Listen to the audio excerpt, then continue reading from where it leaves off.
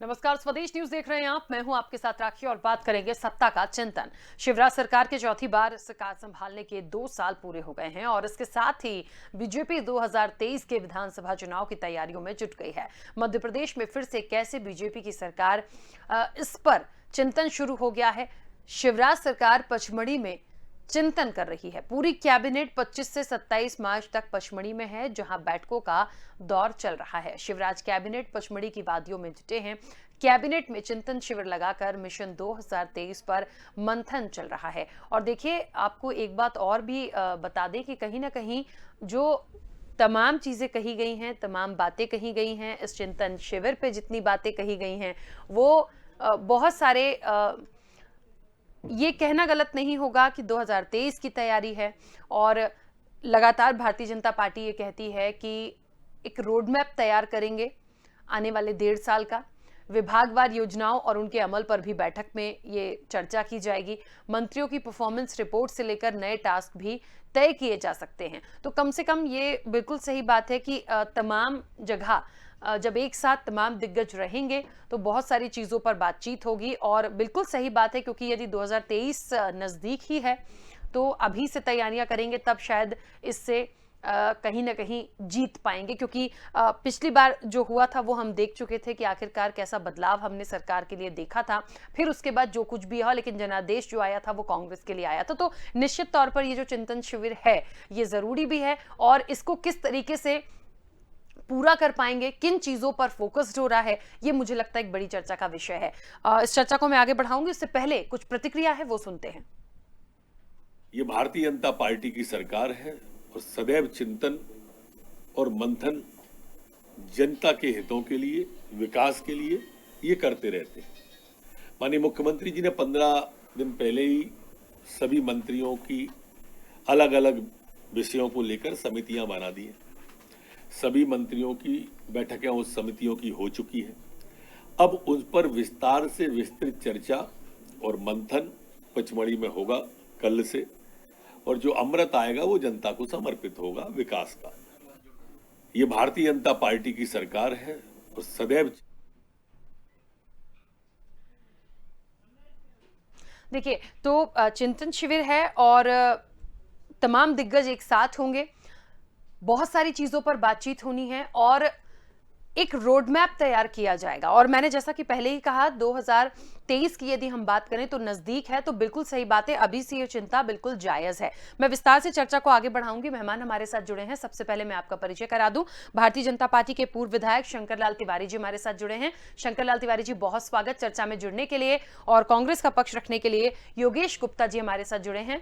योगेश जी, आपका भी बहुत स्वागत है। चर्चा की शुरुआत सबसे पहले शंकरलाल तिवारी जी आपसे करना चाहती हूं। तमाम दिग्गज भारतीय जनता पार्टी के प्रदेश के मुखिया शिवराज सिंह चौहान भी पचमढ़ी में मौजूद, और एक चिंतन शिविर है, बड़ा शिविर है, और शिविर के जरिए शिवराज सरकार के नए कार्यक्रम जारी होंगे। और इसको कहीं ना कहीं 2023 के जो इलेक्शन होंगे उससे भी जोड़ा जा रहा है। क्या एक रोड मैप है, किस तरह की तैयारी है, और लग रहा है कि इससे वाकई में ये जो अभी एक बड़ा शिविर और मंथन है, इससे 23 की राह आसान हो जाएगी? देखिए, भारतीय जनता पार्टी हो या भारतीय जनता पार्टी की सरकार, आप सब अच्छी तरीके से जानते हैं कि यह निरंतर काम करने वाली पार्टी और 18 घंटे मेहनत करने वाले भारतीय जनता पार्टी के मुख्यमंत्री माननीय शिवराज सिंह जी चौहान की सरकार, ये निरंतर प्रदेश के विकास के लिए, प्रदेश के आम आदमी की आर्थिक उन्नति के लिए, शिक्षा के लिए, कृषि के लिए, अन्य अन्य जो भी कार्य हैं उनके लिए प्रयासरत रहती है। और चिंतन शिविर हमारे सरकार की शैली है। पूर्व में भी आपने देखा होगा कि माननीय शिवराज सिंह जी और सरकार के कैबिनेट मंत्री कई बार आप बैठ करके चिंतन मंथन करते हैं। इतने ही नहीं, आदरणीय मुख्यमंत्री जी ने, शिवराज जी ने तो आईएएस अधिकारियों के साथ भी विभागवार मंथन और कई बार आईएएस अधिकारियों को भी चिंतन शिविर लगा करके और चर्चाएं की है, जिसमें विस्तृत रूप से प्रदेश के विकास की, जन कल्याणकारी योजनाओं की, अधोसंरचना के कार्यों की और भविष्य का रोड मैप तैयार करते हैं कि अगले वर्ष में अगले 6 माह में, अगले 3 माह में हम कितना आगे बढ़ पाएंगे और किस ढंग से हम योजनाओं को क्रियान्वित कर पाएंगे, उसी का एक नियमित सा प्रयास है। और रही 2023 की बात, तो 2023 के लिए कुछ पार्टियां और कुछ राजनीतिक दल हो सकते हैं और कुछ नेता जो चुनाव के 3 महीने, 2 महीने, 6 महीने पहले भी खड़े होते हैं, बहुत तो अचानक खड़े हो जाते हैं और वो प्रयास करते हैं। पर हम तो निरंतर, कोई चुनावी मोड की बात नहीं है, हम निरंतर प्रतिदिन प्रतिक्षण चुनाव के लिए भी तैयार रहते हैं और निरंतर अपने कर्तव्य का प्रतिपालन करने के लिए साथियों के साथ, आवश्यक लोगों के साथ काम करते हैं। प्रदेश के अंदर कोरोना काल के बाद जिस ढंग से अभी रिलैक्स मिला है और जिस ढंग से कोरोना की लड़ाई को सरकार ने आम आवाम की सहायता से, कोरोना वॉरियर्स की सहायता से और आप सब के मीडिया की सहायता से जिस तरह से लड़ाई लड़ी है और नागरिकों का बचाव करने का प्रयास किया है, वो अपने आप में अतुलनीय है। वैक्सीनेशन के मामले में भी प्रदेश ने अपने ढंग से पूरे प्रयास करके वैक्सीनेशन में भी अन्य राज्यों की तुलना में अधिक काम किया है और इसमें सब में सहयोग जनता का रहा है। मैं इतना ही मानता हूँ कि जो चिंतन शिविर हो रहा है, इसमें विचारों का मंथन होगा, कार्यक्रमों का मंथन होगा, चिंतन होगा और उसके बाद जो अमृत निकलेगा वह प्रदेश की जनता के लिए, सभी वर्गों के लोगों के लिए, किसान, युवा और महिलाओं के लिए, सभी के लिए कहीं न कहीं लाभदायक होगा। इतनी मेरा। ठीक है, चलिए योगेश गुप्ता जी, जिस तरीके से पचमढ़ी में सरकार का चिंतन है और निश्चित तौर पर ये कहना गलत नहीं है कि 2023 का मंथन भी है, लेकिन कांग्रेस जो आरोप लगा रही है या कांग्रेस की जो प्रतिक्रिया है कि ये एक भ्रष्टाचार की क्लास हो सकती है या फिर ऐसा कुछ नहीं है कि बहुत ज्यादा कुछ यहाँ से निकल कर आएगा, ऐसा विपक्ष को क्यों लगता है? और दूसरा, इस चिंतन शिविर के जरिए क्या कांग्रेस को भी एक चिंतन शिविर की आवश्यकता है? प्रश्न का जवाब दूंगा। राखी जी, देखिए, कांग्रेस का आरोप गलत नहीं है। अगर आपको मैं 1.5-2 साल पहले पीछे ले जाना चाहूँ तो मामा शिवराज ने इसी प्रकार पचमढ़ी में एक शिविर लगाया था और उसमें अपने नेताओं को ये हिदायत दी थी कि भाई तबादले की अनुशंसा उतनी करो जितनी संभव हो। अगर आपकी अनुशंसाओं के हिसाब से हम तबादले करें तो स्टाफ ही नहीं नियुक्त। तो वो भ्रष्टाचार की पराकाष्ठा को उन्होंने उजागर स्वयं किया था मामा शिवराज ने। चिंतन शिविर या मंथन शिविर, शिवराज जी जो भी करते हैं उसका खर्चा मध्य प्रदेश शासन के खजाने पर अवश्य चूना लगाया जाता है। 2 से 3 करोड़ रुपए का खर्चा इसमें आने वाला है। बजाय पचमढ़ी जाने के ये चिंतन शिविर मंत्रालय में बैठकर भी किया जा सकता था या विधानसभा सचिवालय में बैठकर भी किया जा सकता था। तो 2-3 करोड़ का राजस्व मध्य प्रदेश शासन का बच जाता। खुले हाथ से खर्च करने की माननीय शिवराज जी की जो आदत है, तत्पश्चात 2,95,000 करोड़ का कर्जा मध्य प्रदेश शासन के ऊपर है, जिसमें 28,000 करोड़ रुपए हम प्रति माह ब्याज चुका रहे हैं। तो मामा शिवराज जी को इस बात पर चिंतन अवश्य करना चाहिए। मामा शिवराज को पिछले 17 साल के अपने शासन के बारे में चिंतन मनन इसलिए करना चाहिए कि मेरी शासन में स्वास्थ्य सेवाएं इतनी लचर थी कि कोरोना काल में 1,70,000 से ज्यादा प्रदेश वासियों की मौतें हुई। शमशान घाट और कब्रिस्तानों में हमने लाइनें लगवा दी। ऑक्सीजन सिलेंडरों की कमी हुई। जीवन रक्षक दवाइयों की कमियां 17-18 साल के शासन के बाद क्यों हुई, इस बात पर मामा शिवराज को चिंतन करना चाहिए। मामा शिवराज को चिंतन इस बात पर भी करना चाहिए राखी जी कि आज 18 साल के शासन के तत्पश्चात 33 लाख से ज्यादा युवा हमारा बेरोजगार है, जो मध्य प्रदेश सरकार के पोर्टल पर रजिस्टर्ड है। पिछले कार्यकाल में 23-24 हजार से ज्यादा किसानों ने आत्महत्याएं करी। चौथे कार्यकाल में 4,000 से ज्यादा किसानों की आत्महत्याएं हो चुकी हैं। इतने किसानों की आत्महत्याएं क्यों हो रही हैं हमारे प्रदेश में, जबकि 4-4 बार हमको कृषि कर्मण अवार्ड मिल चुका है? इस बात पर मामा शिवराज को चिंतन अवश्य करना चाहिए। मामा शिवराज को इस बात पर भी चिंतन करना चाहिए कि मैं तय समय पर खाद और यूरिया का प्रबंध किसानों के लिए क्यों नहीं कर पाता हूँ ताकि उनकी फसलें प्रभावित न हो। चिंतन मनन शिवराज जी को इसलिए भी करना चाहिए कि सिंगल बटन के माध्यम से जो 1,72,000 करोड़ राशि ट्रांसफर करने की बात कही थी, किसान आज भी अपने आप को ठगा महसूस कर रहा है। किसी को आधार कार्ड लिंक नहीं होने की वजह से, किसी को बैंक खाते में गलत नंबर लिंक होने की वजह से वो राशि आज तक नहीं पहुंची है। बाढ़ आपदा और बीमा राशि का यह हाल है। जो 27 लाख से ज्यादा किसानों का कर्जा कमलनाथ सरकार ने माफ किया था, उनके बिजली के बिल हाफ किए थे। आगे के किसानों के कर्ज माफी की योजना बजट में अनुशंसा क्यों नहीं करी? मामा शिवराज को इस बात पर चिंतन करना चाहिए।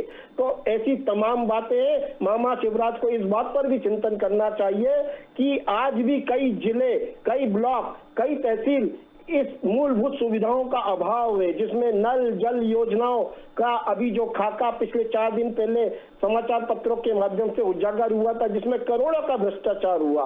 तो ये योजनाएं धरातल पर मुहूर्त रूप क्यों नहीं लेती हैं? इस बात पर चिंतन करना चाहिए। मामा शिवराज को इस बात पर चिंतन करना चाहिए कि मध्य प्रदेश की जीडीपी अर्थात गैस, पेट्रोल, डीजल की इतनी कमर तोड़ कीमतें क्यों बढ़ रही है और मैं मध्य प्रदेश वासियों को टैक्स से राहत कैसे दिलाऊं? मामा शिवराज को चिंतन इसलिए भी करना चाहिए कि कर्मचारियों को जो केंद्र सरकार डीए पिछले 2 वर्षों से 31-32% दे रही थी, उसको मैंने 3 टुकड़ों में अभी जाकर 31% पर लेकर आया हूं। लेकिन एरियर का भुगतान कब से करना है, इस बात पर शिवराज जी को चिंतन मनन अवश्य करना चाहिए। मामा शिवराज जी को इस बात पर भी चिंतन करना चाहिए कि मैं 9 महीने से डायलॉग बाजी कर रहा हूँ, गाड़ दूंगा, मार दूंगा, टांग दूंगा, बावजूद इसके एनसीआरबी के मुताबिक मध्य प्रदेश कुपोषण में नंबर 1, आदिवासी अत्याचार के मामले में नंबर 1, जहरीली शराब से मरने वालों के मामले में नंबर 1, भू माफियाओं के मामले में नंबर 1 यथावत बना हुआ है। तो जरूर चिंतन मनन करना चाहिए। मगर शिवराज सरकार से निवेदन है कि मध्य प्रदेश शासन के राजस्व को चूना कम से कम लगे, ऐसे जतन जरूर करना चाहिए। ठीक है शंकरलाल तिवारी जी, जैसा कि आपने सुना भी, इसमें एक बात है, कांग्रेस भ्रष्टाचार की क्लास या इसको सिर्फ और इस शिविर को प्रोपेगेंडा बता रही है, और वो इसलिए भी क्योंकि बहुत सारे पॉइंट्स आपने योगेश जी के सुने हैं। उनको लगता है कि जितनी चीजें अभी अच्छी नहीं है पहले तो उनको दुरुस्त कर लें, जो पहले कहा गया था उनको धरातल पर ला दें, तब फिर ये तमाम चीजें करेंगे तो ठीक होगा। लेकिन इस तरह से सिर्फ चले जाना, 3 दिन 4 दिन का शिविर लगाना, इकट्ठा होना, बात करना, बात करने से नहीं होगा, इम्प्लीमेंट हो तमाम चीजों का जो कह रहे हैं आप। जी, मैं एक ही बात कहना चाहता हूँ, मुझे पहले खबर नहीं थी कि कांग्रेस की प्रतिक्रिया क्या है। आपसे कहना चाहता हूँ आदरणीय बहन राखी जी कि आपने सवाल किया था कांग्रेस के मेरे मित्र से, बड़े बहुत वरिष्ठ नेता है कांग्रेस के, कि क्या कांग्रेस को भी ऐसा कोई चिंतन करना चाहिए अपनी पार्टी को लेकर के।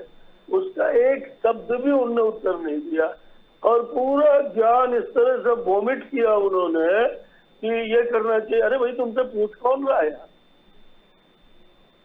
आपसे कौन पूछ रहा है? आप अपना ज्ञान अपनी पार्टी को आगे बढ़ाने में, अपनी पार्टी और विपक्ष का जो गंभीरतम दायित्व होता है उसको निभाने में लगाते तो बहुत अच्छा है। आपने बोल दिया कोरोना काल में कुछ हुआ ही नहीं। लाखों सिपाहियों ने, हजारों सिपाहियों ने, हजारों स्वास्थ्य कर्मियों ने, पूरे जिला प्रशासन के कर्मचारियों ने, तमाम सामाजिक संस्थाओं ने कोरोना काल में जूझे और आपने सब पे पानी फेर दिया सिर्फ बीजेपी को नीचे दिखाने के लिए। मैं एक बात बड़ी विनम्रता से कह रहा हूँ राकेश जी कि कांग्रेस का जो बैंड बज रहा है ना, उसकी वजह भी यही है कि न कुछ सोचना चाहते, न समझना चाहते, इतने सतही स्तर पर कुछ भी आरोप लगाते हैं। बात जवाब ले लीजिएगा राकेश जी, जवाब ले लीजिए। बिल्कुल बिल्कुल, बात कुछ होती है, जवाब कुछ देते हैं। और इस नाते मैं आपसे इतनी कहना चाहता हूँ कि ये कह रहे हैं कि वो करोड़ों रुपए का खर्चा होगा। शायद आदरणीय को मालूम न हो, वरिष्ठ नेता को हमारे, कि कांग्रेस के एक जमाना था जिस जमाने में पूरी की पूरी राजधानी गर्मी के दिनों में पचमढ़ी में लगती थी।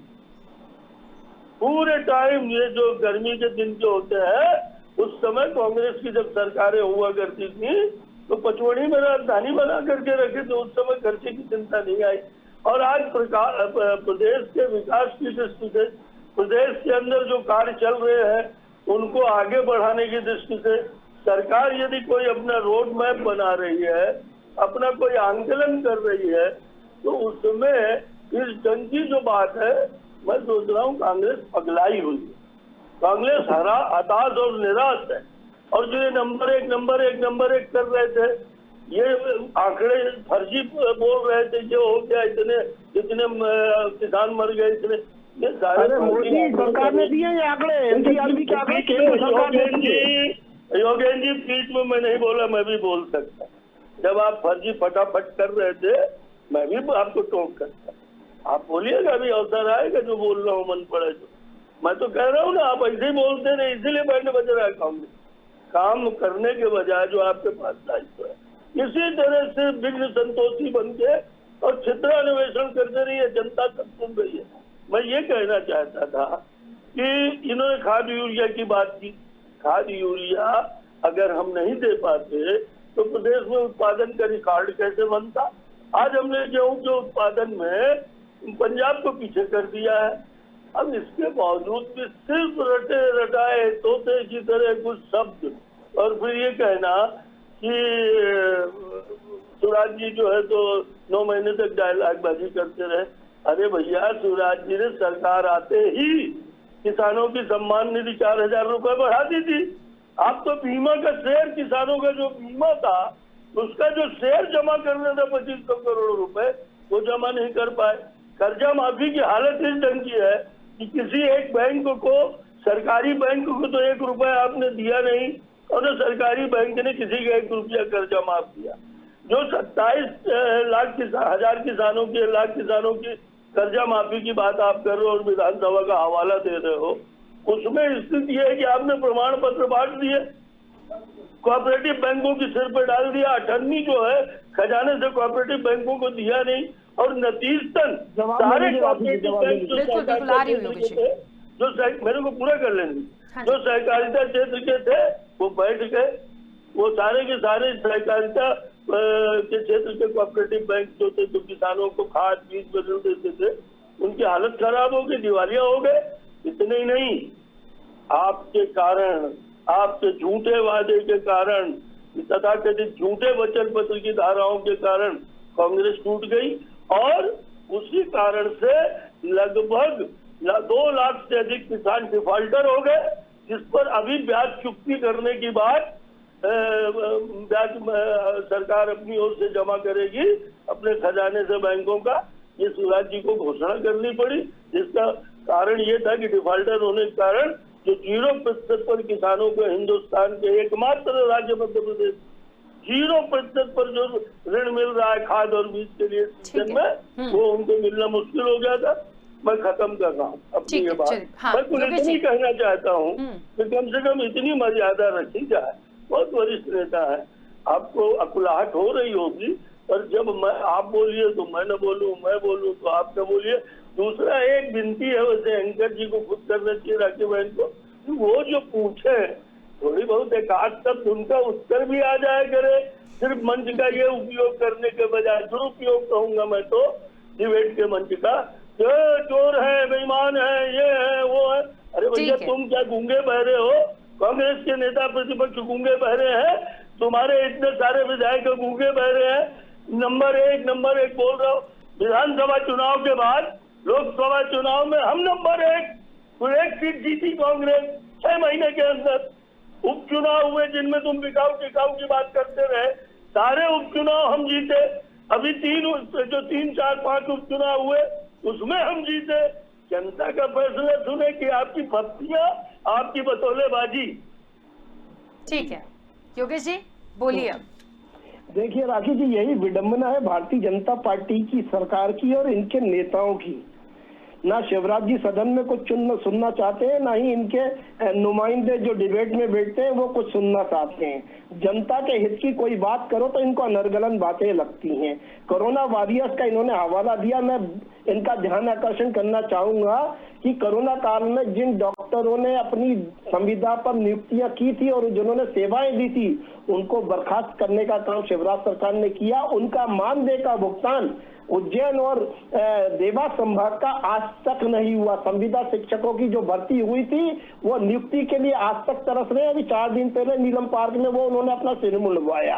आंगनबाड़ी कार्यकर्ताओं ने अपने मानदेय के भुगतान के लिए और उसको बढ़ाने के लिए शिवराज जी से मिलने का समय मांगा, शिवराज जी ने समय दिया, बीच रास्ते में उनको लाठी मारकर भगाया गया।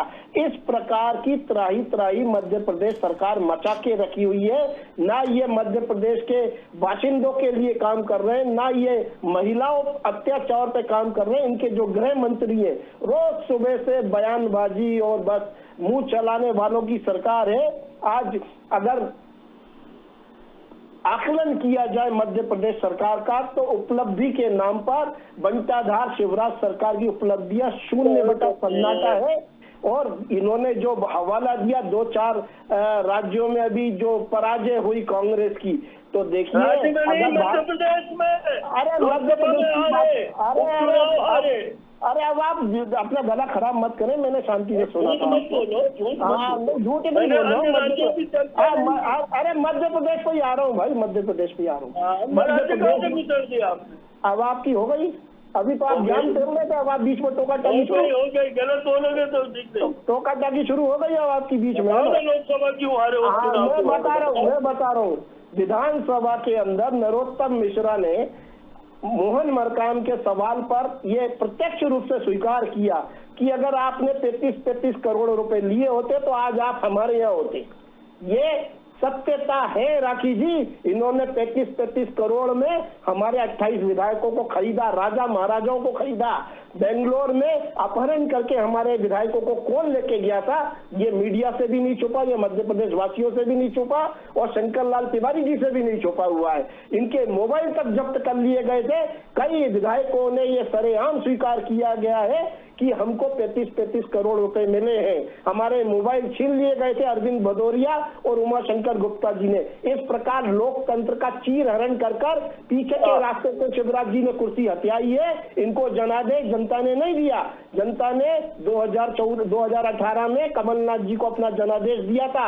51 सीट से 114 सीट दी थी। काफी बड़े अंतर से कांग्रेस ने जो विधानसभा जीती थी और उसका किस तरीके से इन्होंने अनाचार भ्रष्टाचार से कमाए हुए पैसे का दुरुपयोग करके कमलनाथ जी की सरकार गिराई। और आज मध्य प्रदेश वासी पूरी तरह से त्रस्त उसी शिवराज सरकार से है जिनका कार्यकाल वो 15 साल देख चुका था। युवा आज भी बेरोजगार है, तब भी बेरोजगार था। किसान तब भी मर रहा था, आज भी मर रहा है। महंगाई तब भी थी, आज भी चरम पर है। योगी जी, एक सवाल था मेरा और मुझे लगता है उसका जवाब शंकरलाल तिवारी जी भी चाह रहे हैं कि ये जो चिंतन शिविर है, क्या कांग्रेस को भी इस तरह के चिंतन शिविर की जरूरत है? क्या हम देखें 2023 के लिए? पार्टी का हर नेता वरिष्ठ से लेके और छोटा कार्यकर्ता तक डेली चिंतन मनन करता है। डेली मीटिंगें हो रही हैं। हमारा बूथ मजबूत किया जा रहा है, हमारे मंडल सेक्टर मजबूत किए जा रहे हैं। और मैं आपको गारंटी के साथ लिख कर देता हूं कि 2023 की विधानसभा चुनाव में हम शिवराज सरकार को पुनः पदस्थ करेंगे। पुनः यहाँ से रवानगी तय है शिवराज जी की। बौखलाए हुए हैं शिवराज जी, यहाँ वहां घूम रहे। देखिए 24 करोड़ का चूना इन्होंने मध्य प्रदेश शासन को अभी नई गाड़ी खरीदने में लगाया। 8,500 करोड़ का प्लेन खरीद लिया। अब ये शिवराज जी पाँव वाले भैया नहीं रहे। अब इनको नए उड़न खटोले चाहिए, नई गाड़ियां चाहिए लग्जरी, और चिंतन मनन के लिए पचमढ़ी जैसे या कि क्रिसेंट रिसोर्ट जैसे स्थान चाहिए जहाँ करोड़ों का राजस्व ठिकाने लगाया जा सके और अपने लोगों को कैसे भी उपकृत किया जा सके।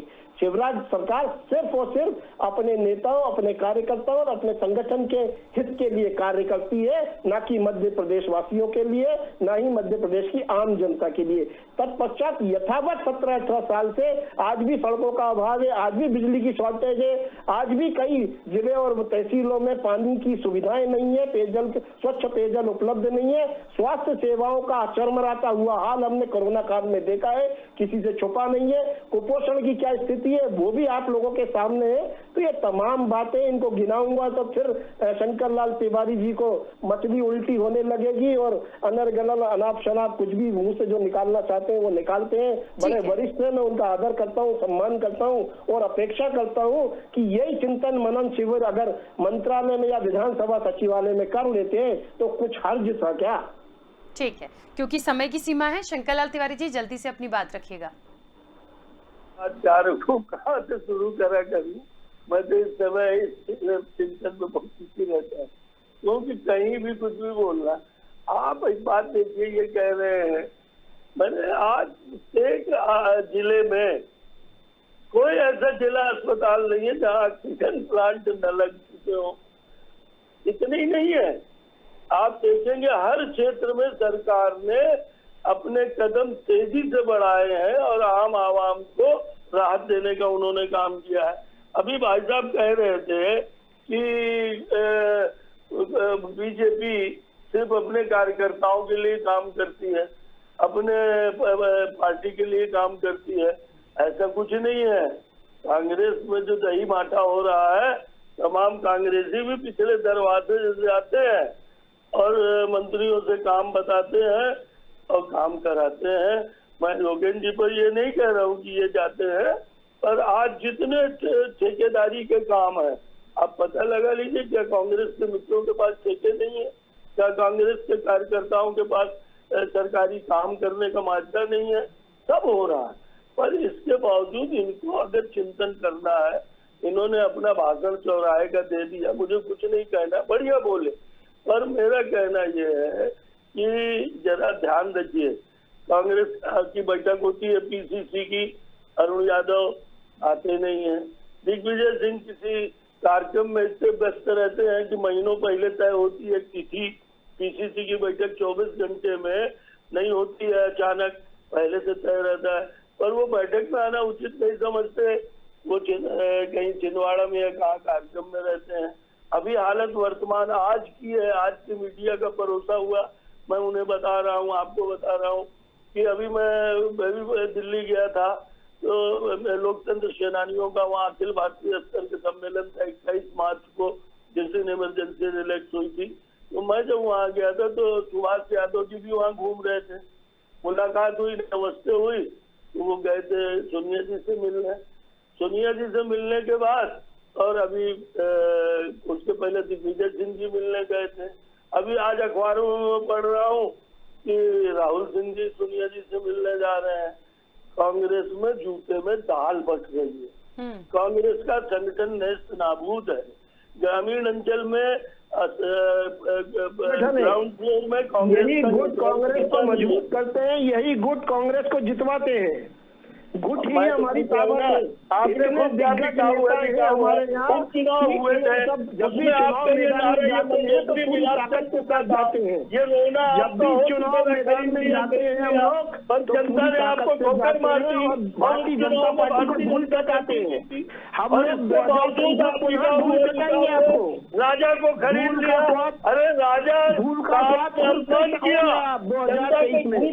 राजा महाराजा दिख गए, दिख गए, वो उन्होंने अपना दीन ईमान देश दिया। ठीक है शंकर लाल तिवारी जी और योगेश गुप्ता जी, ठीक है, कोई नहीं, देखे 23 की तैयारी है, मंथन भी जरूरी है, चिंतन भी जरूरी है, करना चाहिए, हो रहा है। मुझे लगता है जीत के लिए तो बहुत कुछ करना पड़ता है, तो दोनों ही दल कर रहे हैं या करेंगे, तो मुझे लगता है इसमें कोई बुराई नहीं है। समय की सीमा है, आप दोनों का बहुत शुक्रिया इस चर्चा में जुड़ने के लिए। तो आखिरकार सत्ता का चिंतन और पचमढ़ी में सरकार का चिंतन, ये चिंतन है जीत का, ये चिंतन है तमाम चीजों को ठीक करने का, ये चिंतन है जिन भी चीजों के लिए क्या कांग्रेस को भी ऐसे चिंतन की जरूरत है, ऐसा कांग्रेस ने कहा कि हम कर रहे हैं, लगातार करते हैं। बहरहाल जितने भी चिंतन हो रहे हैं, 23 में जनता किसके चिंतन को समझेगी और किसको अपना आशीर्वाद देगी, ये बहुत महत्वपूर्ण होगा। लेकिन हाँ, दोनों ही राजनीतिक दलों के लिए ये बात बिल्कुल सही है कि जरूरी है इन लोगों को बैठ के करना, बातचीत करना और एकता के साथ आगे बढ़ना। फिलहाल चर्चा में इतना ही, दीजिए इजाजत, नमस्कार।